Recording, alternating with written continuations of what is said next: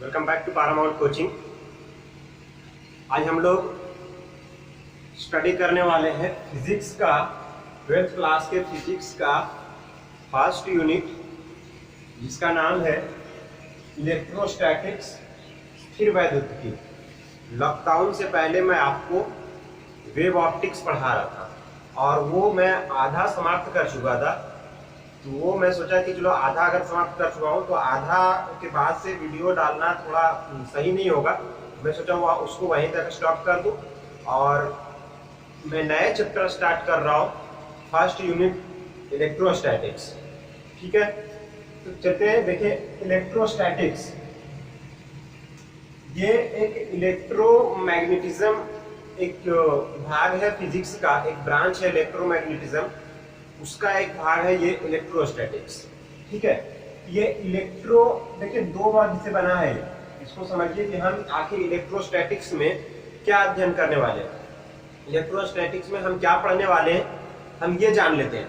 Electrostatics में देखिए, electro इसके नाम से पता चल रहा है, इसमें दो वर्ड है, एक है इलेक्ट्रो और दूसरा है स्टैटिक्स, है ना। एक है, यहाँ पे आप देख सकते हैं, ये है इलेक्ट्रो और दूसरा क्या है, स्टैटिक्स। इलेक्ट्रो मतलब क्या होता है, चार्ज। इलेक्ट्रो का अर्थ क्या हो जाता है, charge. Electro means charge, charge मतलब कि आवेश। और स्टैटिक्स का मतलब होता है रेस्ट। स्टैटिक्स मतलब रेस्ट, मतलब कि स्थिर, स्थिर यानी रुका हुआ। ठीक है, ये दो वर्ड है, इलेक्ट्रो और दूसरा स्टैटिक्स। इलेक्ट्रो का मतलब चार्ज होता है और स्टैटिक्स का मतलब होता है रेस्ट, यानी कि स्थिर। अब इस नाम से तो पता चल रहा है ना, यानी स्थिर आवेश। हम इसमें वही चीज पढ़ने वाले हैं, इस चैप्टर के अंदर हम वही चीज पढ़ने वाले हैं जिसमें स्थिर आवेश का जिक्र होगा।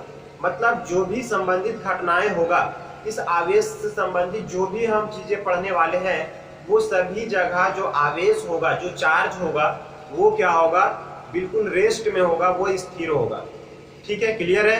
अब आगे समझेंगे चार्ज क्या है, लेकिन आप इतना समझिए कि चार्ज कोई चीज है जो हमेशा वो मूव नहीं करेगा, मतलब मोशन में नहीं होगा, गति नहीं कर रहा होगा। वो चार्ज क्या होगा, एक जगह पे स्थिर होगा और उस स्थिर चार्ज के कारण जो भी घटनाएं हो रहा होगा, जो भी चीजें देखने को मिल रहा होगा, हम उसके बारे में अध्ययन करेंगे। जैसे एक स्थिर चार्ज है कहीं पे और वो उसके कारण एक क्षेत्र उत्पन्न होता है जिसको विद्युत क्षेत्र कहते हैं, तो हम विद्युत क्षेत्र का अध्ययन करेंगे स्थिर आवेश के कारण। फिर स्थिर आवेश कहीं पे है, वो एक विद्युत विभव का भी विद्युत विभव को भी उत्पन्न करता है, तो हम विद्युत विभव का अध्ययन करेंगे। यानी स्थिर आवेश में जैसे कैपेसिटर भी इसके अंतर्गत आ जाता है। संधारित्र का भी अध्ययन हम इसमें करेंगे, जो बहुत ही इंपॉर्टेंट है। ठीक है, तो हम इसको 4 सब यूनिट्स में बांटकर हम पढ़ेंगे। तो पहले हम आवेश तथा कूलॉम का नियम, ये जो फर्स्ट यूनिट है इसका सब यूनिट, एक यूनिट है इसका फर्स्ट यूनिट इलेक्ट्रोस्टैटिक, लेकिन हम इसको 4 सब यूनिट में बांटकर पढ़ेंगे। वो 4 सब यूनिट क्या होगा, जो पहला सब यूनिट होगा वो होगा आवेश तथा कूलॉम का नियम। ठीक है, तो आवेश सबसे पहले हम ये समझते हैं आवेश क्या है, क्योंकि electro means charge, statics means rest. Rest charge के बारे में हम पढ़ने वाले हैं इस चैप्टर के अंदर। तो सबसे पहले हम जाने चार्ज क्या है। ठीक है, तो देखिए चार्ज का डेफिनेशन बिल्कुल सिंपल है, ये लिखा है चार्ज, हम अभी बताएं। चलिए चार्ज बाद में समझे, सबसे पहले हम क्या समझते हैं कि इलेक्ट्रोस्टैटिक्स किसको कहेंगे, अभी बता चुके हैं, जिसमें स्थिर आवेश एवं उससे संबंधित घटना जैसे विद्युत क्षेत्र, विद्युत विभव इत्यादि का हम अध्ययन करेंगे, उसको हम क्या कहेंगे, इलेक्ट्रोस्टैटिक्स कहेंगे। ठीक है, जैसे देखिए डेफिनेशन लिखा है, और की वह शाखा जिसके अंतर्गत स्थिर आवेश, है ना, रेस्ट आवेश, स्थिर आवेश के कारण उत्पन्न विद्युत क्षेत्र, विद्युत बल, विद्युत विभव आदि का अध्ययन किया जाता है, उसे हम क्या कहते हैं, इलेक्ट्रोस्टैटिक्स कहा जाता है। यानी इलेक्ट्रोस्टैटिक्स में इन सभी चीजों का अध्ययन किया जाता है। क्लियर है। तो चलिए आगे समझ लेते हैं कि चार्ज क्या है। चार्ज हम किसको कहते हैं, आखिर चार्ज किस चीज का नाम है। ठीक है, तो देखिए चार्ज समझने से पहले हम इसको ये देख लेते हैं कि एटम्स समझना जरूरी है। एटम्स, हम यहाँ पे एटम्स पढ़ाने वाले नहीं है, लेकिन हम आपको थोड़ा सा हिंट जरूर देंगे ताकि आपको चार्ज समझ में आ सके। देखिए चार्ज आखिर क्या होता है? मानते हैं दो एटम है, या एक एटम कोई है सोडियम। सोडियम क्या है? एक एटम है, सोडियम परमाणु है ये, और इसका परमाणु संख्या होता है 11। सभी को पता होगा। जब हम इसका इलेक्ट्रॉनिक विन्यास करते हैं वो मिलता कितना है? 2, 8 और 1 ये होता है। यानी इसके वैलेंस सेल में जो इलेक्ट्रॉन की संख्या होती है वो कितना होता है? 1 होता है। बाहरी कक्षा में 1 इलेक्ट्रॉन होते हैं। अब देखिए सभी धातु या कोई भी तत्व अपना अष्टक पूरा करना चाहता है ना, अपना ऑक्टेट कंप्लीट करना चाहता है वो। तो ऑक्टेट कंप्लीट करने के लिए, ऑक्टेट मतलब कि उसके बाहरी कक्षा में 8 इलेक्ट्रॉन्स होने चाहिए। तो 8 इलेक्ट्रॉन्स होने के लिए इसमें कितना और चाहिए? अब देखो इसके पास दो ऑप्शंस हैं, या तो ये 8 इलेक्ट्रॉन, या तो ये 7 इलेक्ट्रॉन एक्सेप्ट कर ले, यानी किसी से 7 इलेक्ट्रॉन ले ले तो एक पहले से है 8 हो जाएगा। या दूसरा एक ऑप्शन है ये एक किसी को दान कर दे तो इस यहां से बिल्कुल खत्म हो जाएगा, ये कक्षा ही खत्म हो जाएगा, वैलेंस सेल समाप्त, इसमें कोई भी इलेक्ट्रॉन नहीं रहेगा। तो बाहरी कक्षा में जो होगा वो कितना इलेक्ट्रॉन हो जाएगा? 8 इलेक्ट्रॉन हो जाएगा। तो इसके पास दो ऑप्शन है, या तो वो 7 इलेक्ट्रॉन एक्सेप्ट कर ले, या तो वो 1 इलेक्ट्रॉन किसी को डोनेट कर दे। ठीक है, तो इसके लिए क्या आसान होगा? आसान क्या होगा? या ये 1 इलेक्ट्रॉन दान करना, या तो फिर 7 इलेक्ट्रॉन ग्रहण करना। तो जो राइट आंसर है वो क्या है? आपने सही सोचा होगा कि 1 इलेक्ट्रॉन दान करना बिल्कुल क्या हो जाएगा? इजी हो जाएगा। तो 1 इलेक्ट्रॉन दान कर देने के बाद इसके बाहरी कक्षा में कितने इलेक्ट्रॉन हो जाएंगे? 8 इलेक्ट्रॉन हो जाएंगे। बिल्कुल सही। चलिए अगर ये 1 इलेक्ट्रॉन दान कर देता है तो देखते हैं सोडियम परमाणु में होते हैं, सोडियम परमाणु में 11 इलेक्ट्रॉन होते हैं। तो 11 इलेक्ट्रॉन और 11 प्रोटॉन सभी बराबर होते हैं। तभी तो परमाणु जो होते हैं, जो एटम्स होते हैं वो क्या होते हैं? न्यूट्रल होते हैं, उदासीन होते हैं। ठीक है, क्योंकि इलेक्ट्रॉन माइनस चार्ज होता है, प्रोटॉन पे प्लस चार्ज होता है, और दोनों एक दूसरे को कैंसिल आउट कर देता है। और इसके लिए क्या हो जाता है? दोनों जो पूरे परमाणु जो होता है वो क्या होता है? उदासीन होता है। ठीक है, तो सोडियम पे 11, अब देखिए जैसे सोडियम पे 11 है, 11 इलेक्ट्रॉन 11 प्रोटॉन, परमाणु संख्या प्रोटॉन को दर्शा दे तो प्रोटॉन दर्शा देते 3, 4, 5, 6, 7, 8, 9, 10, ये 11 पॉजिटिव प्रोटॉन होंगे। तो इलेक्ट्रॉन भी तो 11 होंगे, 2, 3, 4, 5, 6, 7, 8, 9, 10, 11। अब सोचो ये प्लस माइनस एक दूसरे को कैंसिल कर रहा है ना, ये प्लस माइनस एक दूसरे को कैंसिल कर रहा है, प्लस माइनस दूसरे को कैंसिल कर रहा है।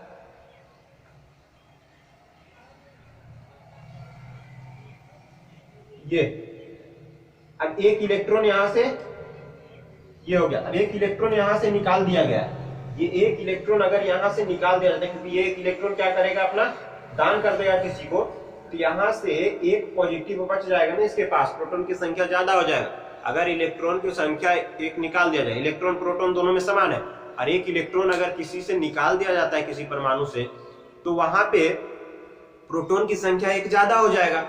और वो प्रोटॉन की संख्या जब 1 ज्यादा होगा तो वही प्रोटॉन पे प्लस चार्ज होता है और वो प्लस चार्ज शो करना शुरू हो जाता है। ठीक है, तो इलेक्ट्रॉन को अगर कोई डोनेट कर रहा है, कोई दान कर रहा है, उस पे क्या आ जाता है? Positive charge. इसके विपरीत देखें, एक एटम लेते हैं क्लोरीन, एक एटम क्या लेते हैं? क्लोरीन।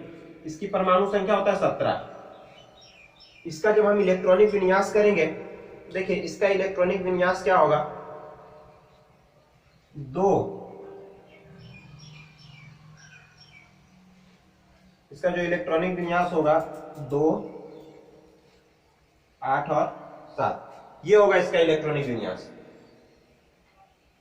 है ना, 2, 8, 7। अब देखिए इसके अष्टक पूरा करने के लिए, ऑक्टेट कंप्लीट होने के लिए इसमें कितने इलेक्ट्रॉन चाहिए? 1 इलेक्ट्रॉन, या तो फिर यह क्या कर सकता है? 7 इलेक्ट्रॉन दान कर सकता है। मतलब 1 इलेक्ट्रॉन एक्सेप्ट करे या 7 इलेक्ट्रॉन दान करे। तो इसको जो आसान होगा वो क्या होगा? 1 इलेक्ट्रॉन किसी से लेना आसान हो जाएगा। तो 1 इलेक्ट्रॉन लेकर के ये अपना ऑक्टेट कंप्लीट करेगा।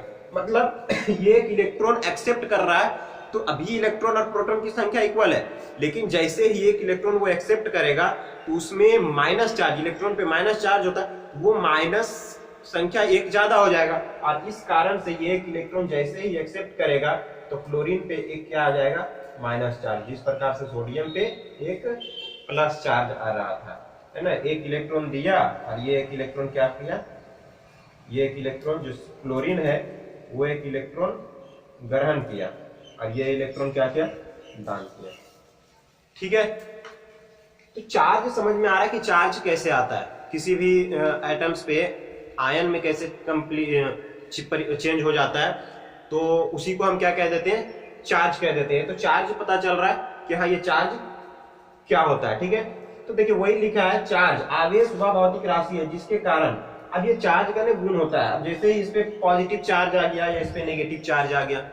ठीक है, चार्ज टू टाइप्स आगे देखें यहाँ पे, पोलैरिटी ऑफ चार्ज, तो इधर देखेंगे आगे।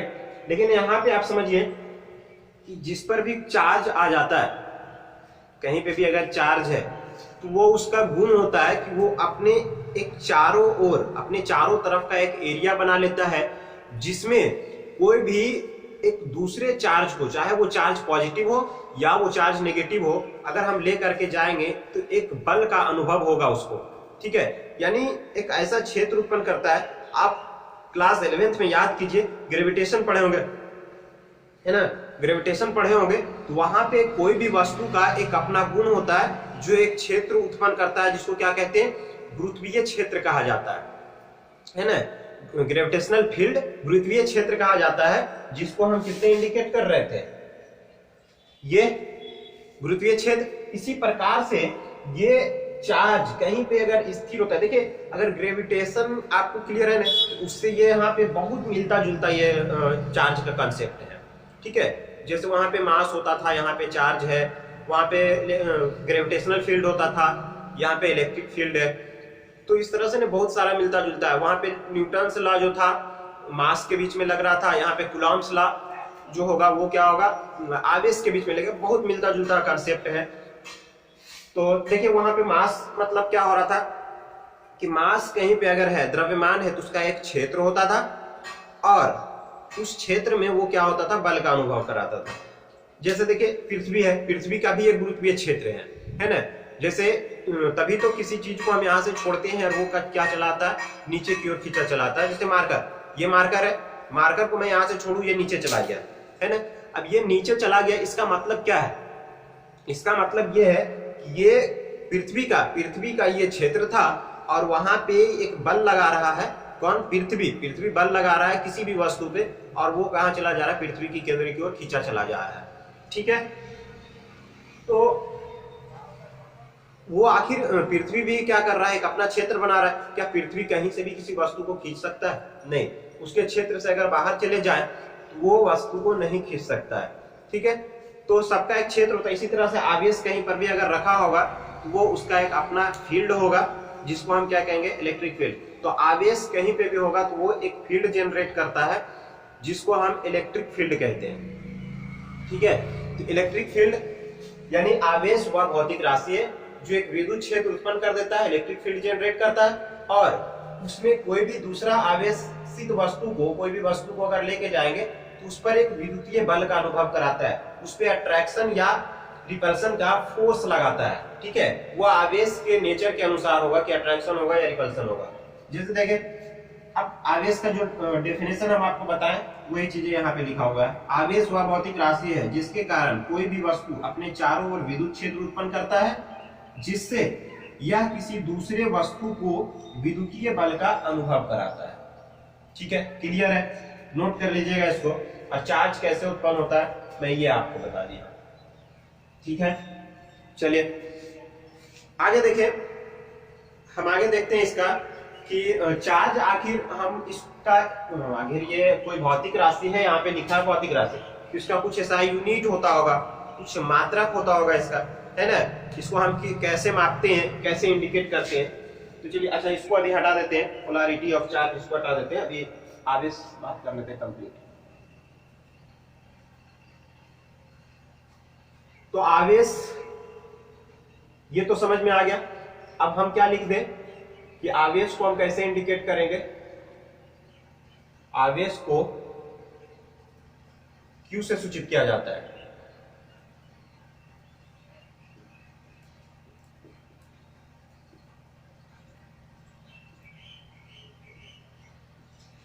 आवेश को Q से सूचित किया जाता है। आप कहेंगे कि सर इसका चार्ज CHARG चार्ज लिखाता है, तो फिर हम इसके पहले लेटर C से इंडिकेट कर देते हैं। यहाँ पे तो कुछ है नहीं भाई, C से हम कैसे इंडिकेट कर दें?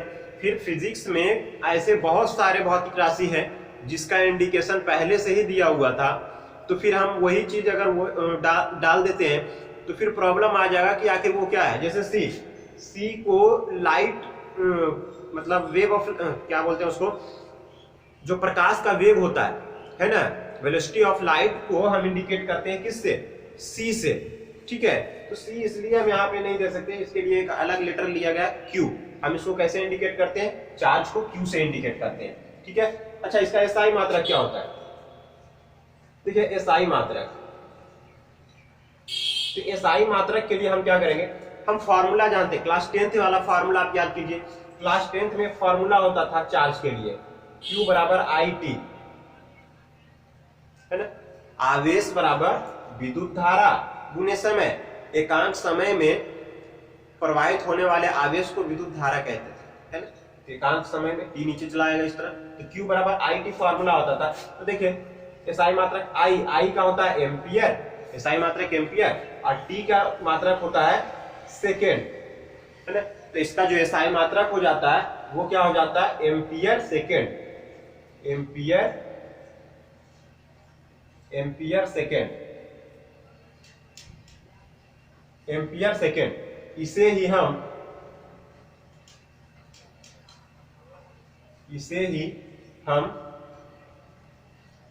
हम क्या कह देते हैं? कूलॉम कह देते हैं। एम्पियर सेकेंड को ही इसे ही हम कूलॉम कह देते हैं, जिसका इंडिकेशन हम क्या कर देते हैं? C। इसे ही हम कूलॉम कहते हैं। ठीक है, यानी कि आवेश का जो मात्रक हो गया, SI मात्रक, वो क्या होता है? कूलॉम होता है। लेकिन मेन रूप से एम्पियर सेकेंड है और इसी का एक अलग नाम दे दिया गया है कूलॉम, क्योंकि ये एक वैज्ञानिक के नाम पर नाम दे दिया गया है ना। आवेश का सिद्धांत दिया था, आवेश का नियम दिया था, कूलॉम का नियम, इसलिए उसके नाम पर दे दिया गया है क्या? कूलॉम का, कूलॉम इसका चार्ज। अच्छा इसका बीमा क्या हो जाएगा? बीमा अगर देखें डायमेंशन, जो बीमा हो जाएगा, देखिए बीमा ब्रैकेट के अंदर लिखते हैं, स्क्वायर ब्रैकेट के अंदर, तो बीमा देखिए एम्पियर का A लिख दें, I के लिए I भी लिख सकते हैं, बीमा में A भी लिख सकते हैं, और T के लिए क्या हो जाता है? Capital T। यही तो होगा इसका बीमा, या फिर IT भी लिख सकते हैं, IT। ये इसका क्या हो जाएगा? डायमेंशन हो जाएगा। अब देखिए आवेश ना बहुत बड़ा मात्रक है, एक कूलॉम आवेश कहने का मतलब कि बड़ा मात्रक हो जाता है आवेश। अब हम छोटे मात्रक का बहुत जगह इस्तेमाल करेंगे। वो छोटा मात्रक क्या होगा? तो देखिए एक कूलॉम,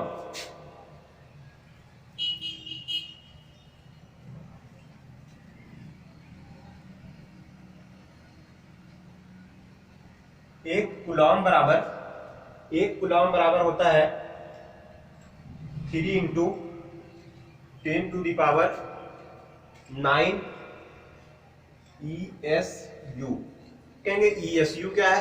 देखिए ESU, एक कूलॉम बराबर 3 × 10⁹ ESU। ESU जो है कूलॉम का बहुत छोटा मात्रक है, इलेक्ट्रोस्टैट यूनिट लिख देते हैं इसको क्या कहते हैं? इलेक्ट्रोस्टैट यूनिट। इलेक्ट्रोस्टैट यूनिट, एक कूलॉम इज इक्वल्स टू कितना इलेक्ट्रोस्टैट यूनिट होता है? 3 × 10⁹ इलेक्ट्रोस्टैट यूनिट, एक कूलॉम इज इक्वल्स टू, यहां लिख दें, मतलब ये क्या हम बता रहे हैं? आवेश के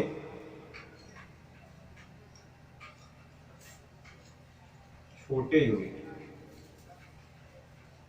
ठीक है, एक कूलॉम इज इक्वल्स टू। अच्छा एक कूलॉम, इससे भी अगर हमको और मतलब लिखना हो कि चलिए इससे थोड़ा सा और बड़ा लिखे, तो मतलब एक Coulomb, micro Coulomb, nano Coulomb, ऐसे करके भी दर्शाया जाता है। एक माइक्रो कूलॉम,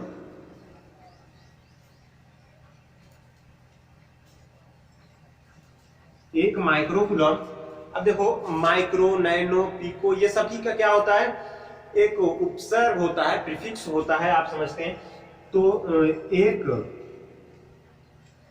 एक माइक्रो कूलॉम मतलब कि अगर हमको माइक्रो लिखना है ना, तो देखिए हम यहाँ पे लिखे माइक्रो के लिए होता है 10 की पावर -6, ठीक है, और एक है तो एक मल्टीप्लाई करेंगे तो उतना ही रह जाएगा, तो माइक्रो और का मतलब क्या हो जाता है 10 की पावर -6।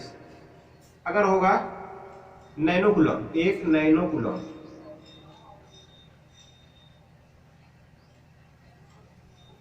ठीक है, नैनो का मतलब होता है 10 की पावर -9, ठीक है, नैनो। अगर हमको लिखना हो एक मिली कूलम, एक मिली कूलम, एक मिली कूलम, मिली का मतलब होता है 10 की पावर -3 कूलम, ठीक है। ये जो है ना, ये सभी फिजिक्स का एक उपसर्ग है जिसको हम कहीं पे भी लगा सकते हैं, कोई भी मात्रा के साथ लगा सकते हैं। जैसे हम कहें मीटर, मीटर हो, यहाँ पे कूलम है, मीटर हो सकता है, माइक्रोमीटर, नैनोमीटर, मिलीमीटर, तो यहाँ पे मीटर हो जाएगा कूलम के जगह पे, ठीक है। सेंटीमीटर हो सकता है, ठीक है। ये हो गया छोटा मात्रक को हम इस प्रकार से दर्शाते हैं। इसी प्रकार और भी लिख सकते हैं, जैसे लिखना हो एक पीको, क्या पीको, एक पीको कूलम, तो एक पीको कूलम बराबर हो जाता है 10 के पावर, पीको कहते हैं -12, 10 के पावर -12 कूलम, ठीक है। तो चलिए नोट कीजिए, इतना स्क्रीनशॉट लीजिए, उसके बाद आगे चलते हैं।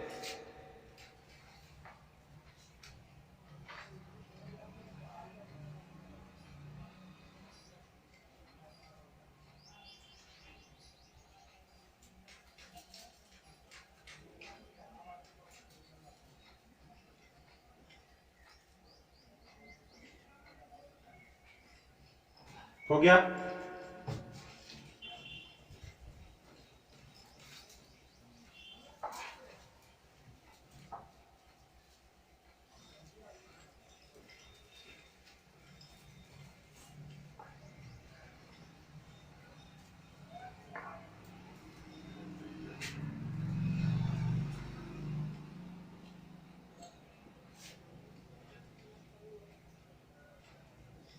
पोलैरिटी ऑफ चार्ज,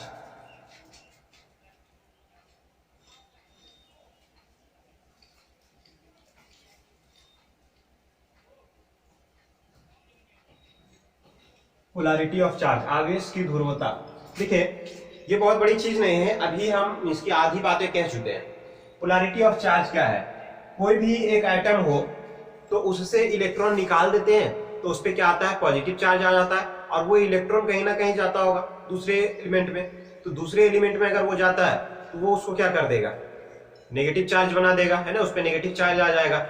यानी कि आवेश जो होता है इलेक्ट्रॉनों का स्थानांतरण से उत्पन्न होता है। हम कह सकते हैं इस बात को कि आवेश कैसे उत्पन्न होता है, परमाणुओं में उपस्थित इलेक्ट्रॉनों के स्थानांतरण से होता है। अच्छा एक बात और बता दें कि चलिए जो एटम्स होते हैं,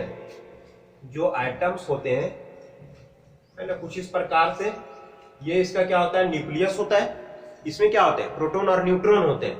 जो संपूर्ण परमाणु का जो संपूर्ण भार होता है वो कहाँ होता है, नाभिक के अंदर ही होता है।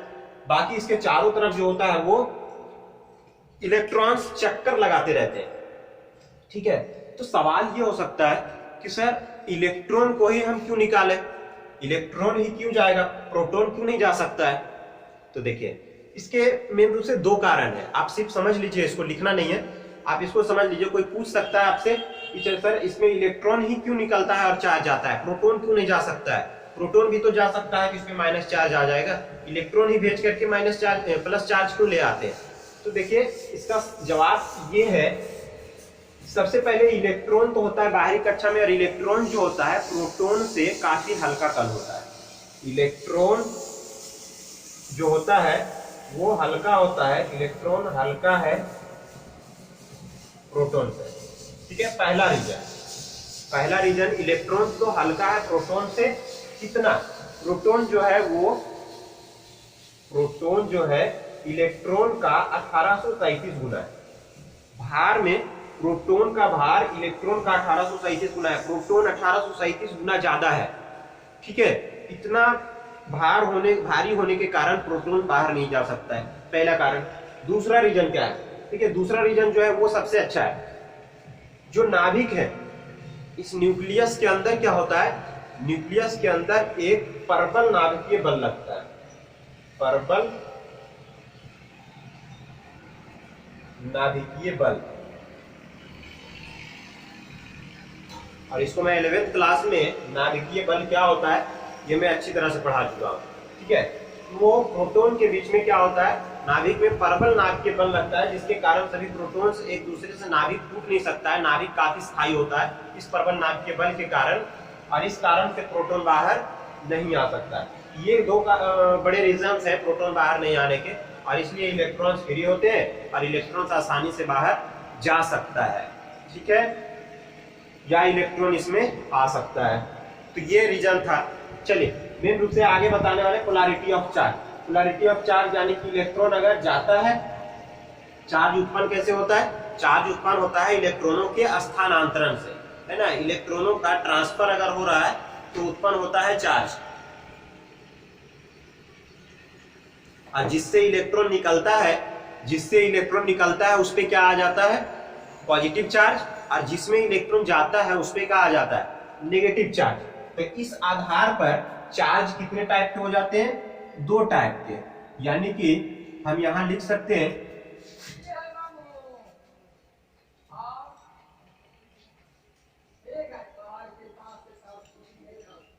इलेक्ट्रॉनों के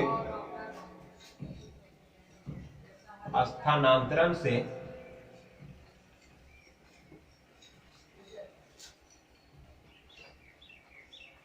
चार्ज की उत्पत्ति होती है।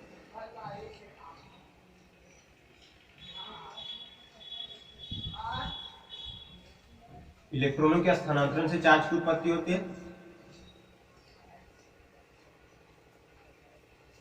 इलेक्ट्रॉन दान करने वाले पर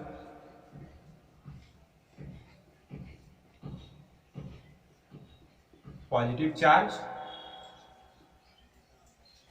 और इलेक्ट्रॉन ग्रहण करने वाले पर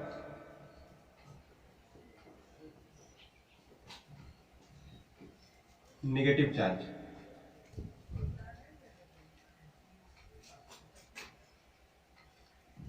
आता है इस आधार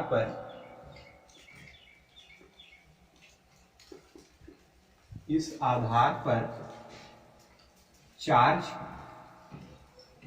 2 प्रकार के होते हैं।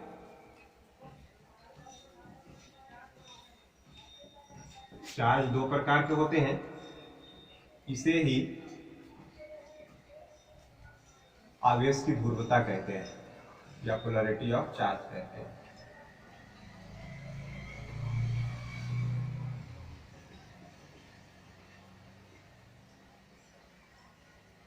ठीक है, तो किसी से इलेक्ट्रॉन जाएगा और किसी में इलेक्ट्रॉन जाएगा। देखिए, किसी से इलेक्ट्रॉन जाएगा और किसी में इलेक्ट्रॉन जाएगा, ये से और में ना काफी अंतर है। ठीक है, तो जिससे इलेक्ट्रॉन जाएगा उस पर पॉजिटिव चार्ज आएगा और जिसमें इलेक्ट्रॉन जाएगा उस पर नेगेटिव चार्ज आएगा।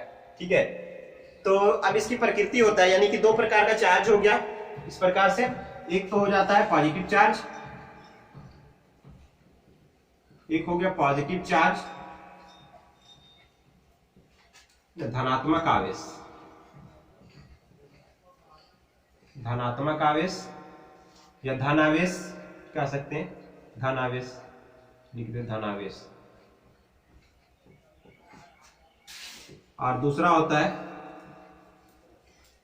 निगेटिव चार्ज, ऋण आवेश। 2 प्रकार के चार्ज होते हैं, एक धनावेश और दूसरा ऋण आवेश। देखिए, धन आवेश और धनावेश, धनावेश और धनावेश हो या ऋण आवेश और ऋण आवेश हो, ये दोनों में चलता है दुश्मनी। ये दोनों में क्या चलता है? दुश्मनी। ये दोनों एक दूसरे तरफ आना नहीं चाहता है, ये दोनों में काफी दुश्मनी, ये दोनों एक दूसरे को रिपेल करेगा। रिपेल यानी इसमें रिपल्सन होगा, प्रतिकर्षण होगा। ये दोनों में होता क्या है? प्रतिकर्षण। और यही अगर माइनस और प्लस हो, माइनस प्लस हो तो इसमें चलता है प्यार। इसमें क्या होता है? प्रेम चलता है, प्यार होता है। दोनों एक दूसरे की तरफ क्या होता है? आकर्षित करता है। बिल्कुल लाइक यहाँ पे क्या है, मनुष्यों की तरह मानव में अपवाद हो सकता है, बट यहाँ पे कोई अपवाद नहीं है। ठीक है, मनुष्य में भी एक नेगेटिव पॉजिटिव आप समझ रहे होंगे, उसमें आकर्षण हो जाता है ना, लेकिन मानव में कभी कभी क्या होता है, अपवाद भी हो सकता है, लेकिन इसमें कोई अपवाद नहीं होता है। तो इसमें क्या होता है, आकर्षण। यानी इससे यह साबित हो गया, मैं ये बताना चाह रहा हूं यहां पे कि like charge attraction, dislike charge repulsion. मतलब कि एक जैसा चार्ज होगा, समान आवेश के बीच में प्रतिकर्षण हो जाता है, और असमान आवेश के बीच में क्या हो जाता है, आकर्षण हो जाता है। ठीक है, अब देखिए, आखिर हम देखें कि एक इलेक्ट्रॉन पे, एक इलेक्ट्रॉन है, इलेक्ट्रॉनों के स्थानांतरण से ही तो चार्ज की उत्पत्ति हो रही है। ठीक है, तो एक इलेक्ट्रॉन पर आखिर कितना आवेश होता होगा, है ना, एक इलेक्ट्रॉन पे आखिर कितना आवेश होता होगा, तो बहुत कम होता है। देखिए इसको, एक इलेक्ट्रॉन पे, एक इलेक्ट्रॉन बराबर जो आवेश होता है, एक इलेक्ट्रॉन अगर स्थानांतरित होता है तो कितना आवेश आ जाता है, देखिए 1.6 गुने 10 के पावर -19 कूलॉम। एक इलेक्ट्रॉन अगर स्थानांतरण होता है तो इस पे कितना आवेश आ जाता है, 1.6 इंटू 10 टू द पावर -19। अब ये प्लस माइनस हो सकता है ना, यहाँ पे ये प्लस माइनस हो सकता है। जैसे इलेक्ट्रॉन किसी से जा रहा है तो जा रहा है तो उसमें प्लस हो जाएगा, और जिसमें गया उसमें क्या हो जाएगा, माइनस हो जाएगा। तो चार्ज मतलब कि इतना होता है। अब ये बहुत कम मात्रा है, 10 के पावर -19 है, माइनस है, प्लस नहीं है। अगर प्लस होता तो बहुत काफी ज्यादा मात्रा होता। -19 मतलब ये बहुत छोटा वैल्यू है, यानी एक इलेक्ट्रॉन बराबर 1.6 इंटू 10 टू द पावर -19। अच्छा, इसका हम उल्टा करें कि चलिए एक कूलॉम पूरा करने के लिए कितने इलेक्ट्रॉन चाहिए, हमको एक कूलॉम पूरा करना है। एक कूलॉम में कितने इलेक्ट्रॉन होते हैं, मतलब कि एक कूलॉम, अब यहां से हम प्राप्त भी कर सकते हैं, लेकिन जरूरी नहीं है। क्लास 10th में आप पढ़े होंगे इसको, पिछली कक्षा में, सारी बातें यहाँ पे बताना जरूरी नहीं है। पिछली कक्षा में वहां पे प्राप्त भी करते हैं उसको, है ना। एक कूलॉम बराबर क्या हो जाता है कि एक कूलॉम अगर हमको आवेश जनरेट करना है एक कूलॉम, तो हमें कितने इलेक्ट्रॉनों का स्थानांतरण करना होगा, तो वो क्या है, वो जो होता है 6.25 into 10 to the power 18 electrons. इतने इलेक्ट्रॉन को स्थानांतरण करेंगे तब हमें क्या होगा, एक कूलॉम चार्ज जनरेट होगा। ठीक है, चलिए नोट कीजिए, स्क्रीनशॉट लीजिए, आगे चलते हैं।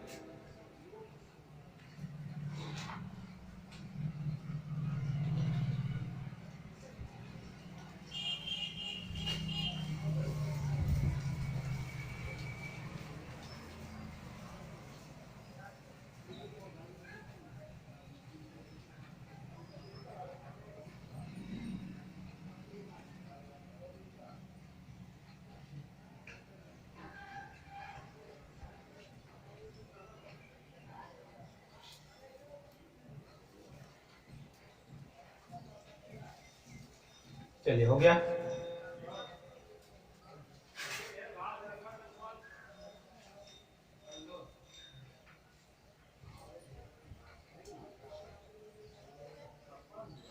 नेक्स्ट टॉपिक है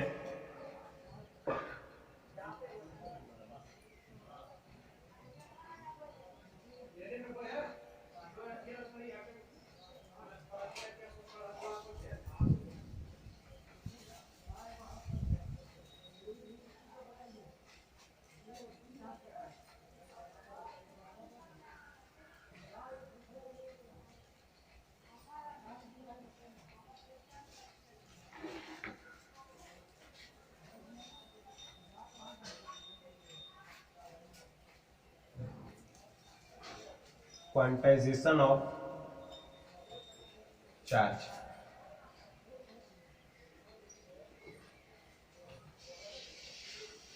देखिए, क्वांटाइजेशन ऑफ चार्ज, ये आखिर क्या होता है, क्वांटाइजेशन ऑफ चार्ज, क्वांटीकरण, आवेश का क्वांटीकरण क्या है। और ये एग्जाम में, बोर्ड के एग्जाम में पूछा भी जाता है 2 नंबर के क्वेश्चन में, है ना। तो आखिर आवेश का क्वांटीकरण हम किसको कहेंगे, देखिए डाल्टन ने जॉन डाल्टन ने एक सिद्धांत दिया था कि परमाणु अविभाज्य, और उसके फिर बाद में ये भी बताया गया कि इलेक्ट्रॉन, प्रोटॉन और न्यूट्रॉन इसकी क्या है, मौलिक कण है, इलेक्ट्रॉन को विभाजित नहीं किया जा सकता। अब आप सोच के देखें कि जब इलेक्ट्रॉन विभाजित नहीं किया जा सकता है तो फिर हम आधा इलेक्ट्रॉन, 3.25 इलेक्ट्रॉन, 4.25 इलेक्ट्रॉन ऐसा कह सकते हैं? नहीं कह सकते। ठीक है, तो देखें, यानी कि हम ऐसा रखें कि ए मतलब परमाणु है, ऐसा हम बता रहे, आप आंसर देंगे बी सी डी ई। इस पे है 1 इलेक्ट्रॉन, 2 इलेक्ट्रॉन, 3 इलेक्ट्रॉन और 0.75 इलेक्ट्रॉन, 0.75 इलेक्ट्रॉन, और यहाँ पे है 4.1/2 इलेक्ट्रॉन। हम कहते हैं इसमें कौन सा संभव है, कौन सा पॉसिबल है ना, कौन सा पॉसिबल है ये बताइए। अब जैसे हम कहें ना कि चलो 1 इलेक्ट्रॉन निकाल दो, किसी परमाणु से 1 इलेक्ट्रॉन निकल सकता है, 2 इलेक्ट्रॉन निकाल दो, 3 इलेक्ट्रॉन निकाल दो, हम कहेंगे 3.5 इलेक्ट्रॉन निकाल दो। आप भी हंस रहे होंगे, अरे भाई 3.5 इलेक्ट्रॉन कैसे निकलेगा? 3.5 इलेक्ट्रॉन, आखिर इलेक्ट्रॉन को हम विभाजित ही नहीं कर सकते, क्या इलेक्ट्रॉन है और उसको हम कहेंगे चल बेटा कट, और निकल आधा तू आधा इसी में रह जा, ऐसा होगा क्या? ऐसा नहीं होगा। इलेक्ट्रॉन को विभाजित नहीं किया जा सकता है तो फिर आधा इलेक्ट्रॉन का सवाल ही पैदा नहीं होता है, जब भी जाएगा तो वो इलेक्ट्रॉन का पूर्ण गुजर जाएगा, है ना। तो यही क्वांटीकरण है, आवेश का जो क्वांटीकरण है वो क्या है, जो आवेश होगा, इलेक्ट्रॉन का स्थानांतरण जो होगा वो पूरा पूर्णांक के रूप में होगा, 1 2 3 4 5 6 7 8 9 10 n, है ना। इस तरह से n हो सकता है, n मतलब कोई भी पॉजिटिव संख्या, धनात्मक संख्या, प्राकृतिक संख्या, n कुछ भी हो सकता है ना। तो q बराबर क्या हो सकता है, plus minus n e। e क्या है, इलेक्ट्रॉन, और n है संख्या, जहां यहाँ पे हम क्या लिखते हैं, जहां n बराबर क्या है, 1 हो सकता है, 2 हो सकता है, 3 4, मतलब इंटीजर। n क्या है, इंटीजर है, ठीक है, पूर्णांक संख्या है, पूरा संख्या होना चाहिए, ऐसा नहीं 0.5 0.2 होगा, नहीं होगा, n जो होगा वो क्या होगा, पूर्णांक संख्या होगा। यही आवेश का क्या है, क्वांटीकरण है, ठीक है। अब देखिए हम इसको लैंग्वेज बोल देते हैं। लैंग्वेज क्या होगा कि आवेश जो होता है वो हमेशा इलेक्ट्रॉन का पूर्णांक गुणज के रूप में होता है, ये इसका लैंग्वेज है मेन रूप से, ठीक है। यानी हम कह सकते हैं कि इस कारण वस्तु के अंदर कोई भी, मतलब वस्तु के अंदर उपस्थित कुल आवेश की मूल इकाई E का पूर्ण गुणज होता है। आवेश का जो कुल इकाई E का पूर्ण गुणज होता है, इसी को हम क्या कहते हैं, आवेश का क्वांटीकरण कहते हैं, ठीक है। आप चाहे तो लिख सकते हैं, मैं बोल देता हूं ऊपर में, यहीं पे पहले लिख लेंगे, उसके बाद इसको नोट कर लेंगे। आप लिख दीजिए, लिखे, मैं लिखा रहा हूं।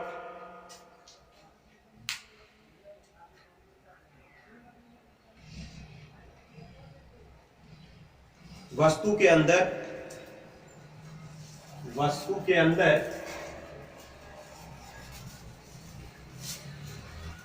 आवेश की मूल इकाई, वस्तु के अंदर उपस्थित कुल आवेश, वस्तु के अंदर उपस्थित कुल आवेश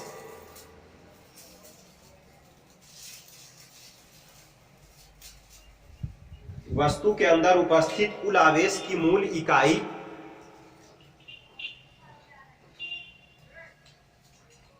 E का पूर्ण गुणज होता है, पूर्णांक गुणज होता है, E का पूर्णांक गुणज होता है, जिसे हम आवेश का क्वांटीकरण कहते हैं, जिसे हम आवेश का क्वांटीकरण कहते हैं, ठीक है।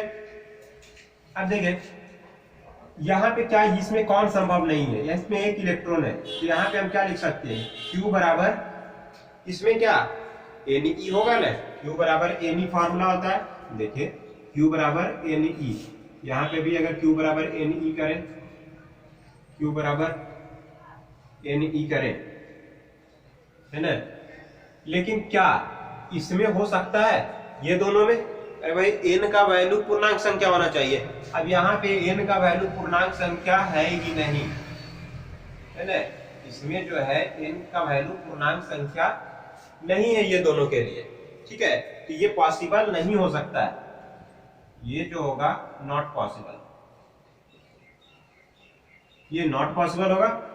और यहां से देखते हैं इसमें n जो है सभी क्या है, पूर्णांक संख्या है, तो इस पे चार्ज कितना हो जाएगा, n का मान यहाँ पे 1 है तो 1 इंटू, और एक इलेक्ट्रॉन पे चार्ज कितना होता है 1.6 into 10 to the power minus 19।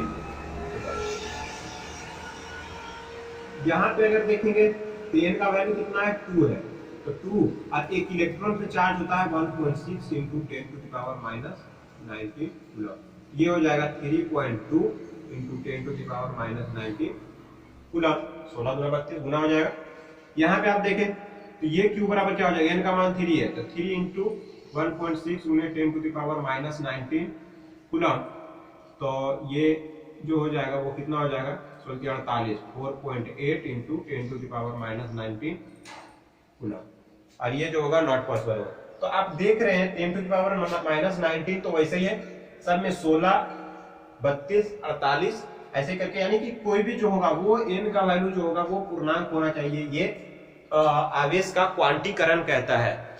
यानी कि हम ये नहीं कह सकते हैं, चलिए यहाँ पे हम कहते हैं कि 2.4 गुने 10 to the power minus 19 coulomb, क्या ये संभव है आवेश, ये आवेश संभव है, ये आवेश संभव नहीं है। अब से देख सकते हैं 1.6 का 2 गुना 3 गुना 4 गुना 5 गुना है नहीं, 1.6 को कोई भी पूर्णांक से गुना करो तो 2.4 आने वाला नहीं है, हाँ 3.2 आ जाएगा, 1.6 को 2 से मल्टीप्लाई कर दो तो क्या आ जाएगा 3.2 आ जाएगा। तो ये कोई भी पूर्णांक संख्या से मल्टीप्लाई करने पर वो आना चाहिए, है ना, पूर्णांक गुणज होना चाहिए इसका, ठीक है, तो इसी को हम क्या कहते हैं, आवेश का क्वांटीकरण कहते हैं, ठीक है।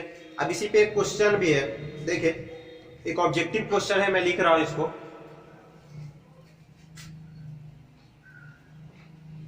निम्न में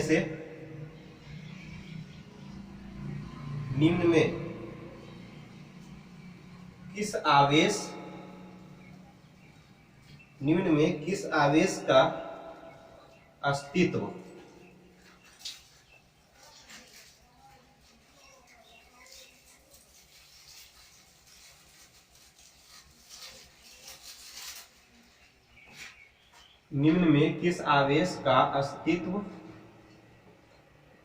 संभव नहीं है, निम्न में किस आवेश का अस्तित्व संभव नहीं है। देखिए ऑप्शन यहाँ पे है 1.6 into 10 to the power minus 19 coulomb, option B है 3.2 into 10 to the power minus 19 coulomb, option C है 4.6 into 10 to the power minus 19 coulomb, और ऑप्शन डी है 4.8 into 10 to the power minus 19 coulomb. अब बताइए कि इसमें कौन सा आवेश का अस्तित्व संभव नहीं है। चलिए आंसर दीजिए फटाफट आंसर दीजिए, आंसर सोचिए, आप मन में सोच लिए। चलिए मैं बताता हूं आपको इसमें कौन सा आवेश का अस्तित्व संभव नहीं होगा। ठीक है, 1.6 into 10 to the power minus 19, क्या ये तो एक इलेक्ट्रॉन पर ही आवेश होता है ना, एक इलेक्ट्रॉन पर ही चार्ज होता है, तो इसको क्या एक से गुना करें तो ये पूरा हो सकता है। 3.2 देखो इसमें 2 से गुना कर दो तो इतना आ जाएगा, 2 पूर्णांक संख्या है। क्या इसमें जो एक इलेक्ट्रॉन पर आवेश होता है उसमें कोई भी संख्या से, कोई भी पूर्णांक संख्या से गुना करने पर इतना आएगा?